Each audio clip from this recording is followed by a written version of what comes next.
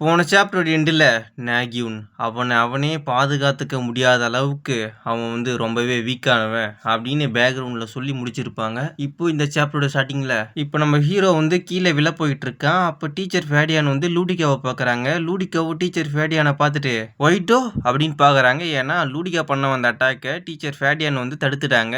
அவங்க ஏன் அந்த அட்டாக்கை தடுத்தாங்கன்னு சொல்லிட்டு நமக்கு ரொம்ப நல்லாவே தெரியும். அந்த அட்டாக் மட்டும் நம்ம ஹீரோ மேல பட்டு இருந்துச்சுன்னா நம்ம ஹீரோ இருந்துட்டு போனான்றது டவுட்டு. இப்போ அதனால லூடிகா என்ன நினைக்கிறாங்கன்னா, என் வழியில குறுக்க வராத. அப்ப டீச்சர் ஃபேடியானோ லெஃப்ட் சைட் பாக்குறாங்க. என்னடான்னு பார்த்தா லூடிகா வந்து அங்க நம்ம ஹீரோவை அட்டாக் பண்ண போயிட்டு இருக்கா. அப்ப லூடிகா என்ன நினைக்கிறானா, அவன் உண்மையா எவ்வளவு திறமசாலின்றத நானே நேர்ல பார்த்து தெரிஞ்சுக்கணும். அதான் என்னோட ஒரே ஆசை அப்படின்னு அவங்களும் நினைச்சிட்டு அந்த கொடியை நம்ம ஹீரோவோட கண்ணுல இறக்க போற நேரத்துல அப்ப லூடிகாவும் திரும்பி பாக்குறாங்க. அப்ப டீச்சர் ஃபேடியான் வந்து அவங்களோட கால் எடுத்து லூடிகாவோட தலையிலே வைக்கிறாங்க. அதனால லூடிகா கொஞ்சம் தூரத்துக்கு தூக்கி வீசப்படுறாங்க. அப்படி இருந்தும் அவங்க எப்படியோ மேனேஜ் பண்ணி நிக்கிறாங்க. அப்ப அவங்க என்ன சொல்றாங்கன்னா, ஏன் ஏன் நீ மட்டும் என்னோட வழியில எப்பயுமே குறுக்க வந்துகிட்டே இருக்க, என்ன நீ சேலஞ்ச் பண்றியா? அதை கேட்ட டீச்சர் ஃபேடியானோ அது வந்து அப்படியே நம்ம ஹீரோவை பார்த்துட்டு அது வந்து ஒரு ரகசியம் அப்படின்னு சொல்றாங்க. அதை கேட்ட லூடிகாவும் டென்ஷன் ஆகுறாங்க. அப்ப டீச்சர் ஃபேடியானோ ஏன்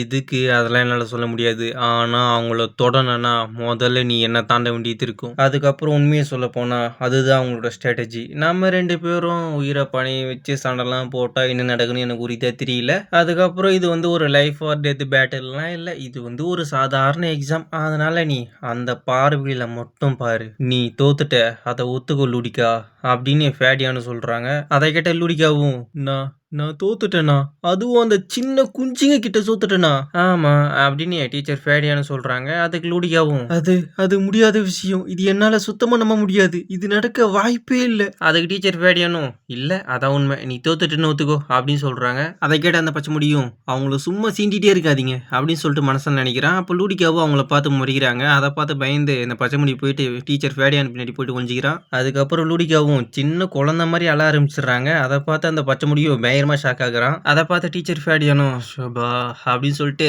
ஏய் இங்க பாரு பசங்களாம் பார்த்துட்டு இருக்காங்க அழாத அப்படின்னு சொல்றாங்க.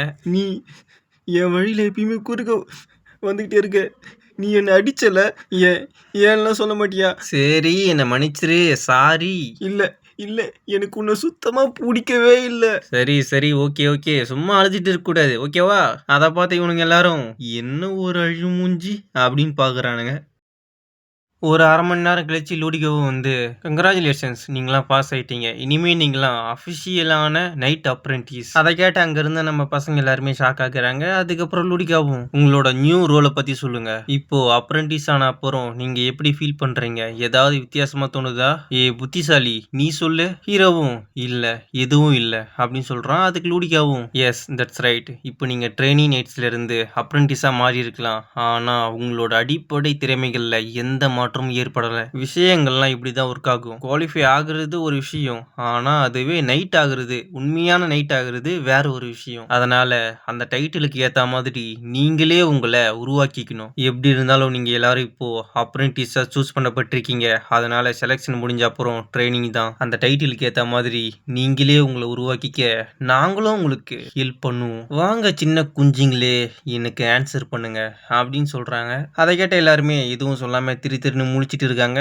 அதுக்கப்புறம் அப்படியே கட் பண்ணா ஒரு இடத்துல ஏய் ஏய் அப்படின்னு சொல்லிட்டு ஒரு சத்தம். என்னடான்னு பார்த்தா ஒரு மரத்துக்கு முன்னாடி ஒருத்தன் நின்றுட்டு இருக்கான். அது நம்ம ஹீரோ தான். அவன் வந்து அவன் கையில கத்தி எடுத்துட்டு அவனோட ஃபுல் பவரையும் கேதர் பண்ணி வேகமா போயிட்டு அந்த மரத்தை அட்டாக் பண்றான். அப்ப நம்ம ஹீரோவும் திரும்ப வேற ஒரு கை யூஸ் பண்ணி அட்டாக் பண்றான். அஃப்கோர்ஸ் ஏன் என்னால நேஜன் மாதிரி பண்ண முடியல அப்படின்னு நம்ம ஹீரோவும் நினைக்கிறான். அதுக்கப்புறம் லூடிக்கு என்ன சொல்லியிருக்காங்கன்னா, உங்களுக்கு கொடுத்துருக்க அப்ரென்டிஸ் கிளாஸ் என்னன்னு தெரியுமா? அதை கேட்ட பச்சை முடியும் எங்களுக்கா 274வது கிளாஸ் அப்படின்னு சொல்றான். அதுக்கு லூடிகாவும் இல்ல நீங்க எல்லாரும் செகண்ட் ஸ்பெஷல் கிளாஸை சேர்ந்தவங்க. ஈஸ்டர்ன் லேண்டோட நிலைமை பதட்டமா இருக்குன்னு உங்களுக்கு தெரியல, அதனால போர் எப்ப வேணாலும் ஏற்படலாம், அதனால முன்னாடி முன்னெச்சரிக்கைக்காக ஸ்பெஷல் நைட் அப்ரெண்டிஸ் அதுக்கு நியூ சிஸ்டம் உருவாக்கியிருக்காங்க. ஸ்பெஷல் கிளாஸ்ல இருக்க நீங்க எல்லாரும் ட்ரெய்னிங்கோட மட்டும் இல்லாம நைட்ஸ் படைப்பிரிவோட மெம்பர்ஸா இருக்க வேண்டியிருக்கும் அப்படின்னு சொல்லியிருக்காங்க லூடிகா. அப்போ நம்ம ஹீரோ என்ன நினைக்கிறானா, ஆமா அதுக்கப்புறம் இன்னொரு முக்கியமான விஷயம், என்னால இப்போ மொத்தமா சொல்லிட்டு இருக்க முடியாது, ஆனா சுருக்கமா சொன்னா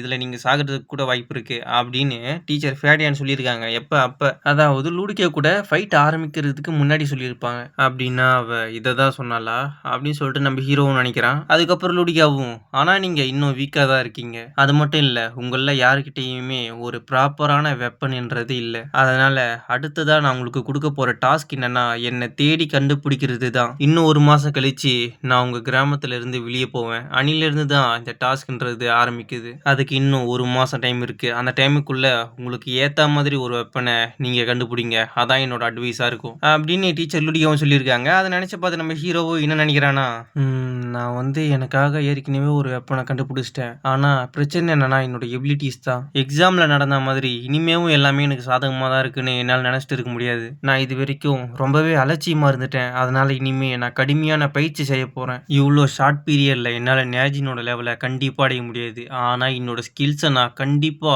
இன்னும் கொஞ்சமாச்சு கூர்மையாக்க ஷார்ப் பண்ண முடியும். ஏன்னா நான் நேஜினோட ட்வின் பிரதர். 2 வாரம் கழிச்சு நம்ம ஹீரோவும் ஏதோ ஏதோ ஒன்று சரியில்லை, என்னோட ஸ்கில்ஸ் அது வந்து கொஞ்சம் கூட இம்ப்ரூவ் ஆகல.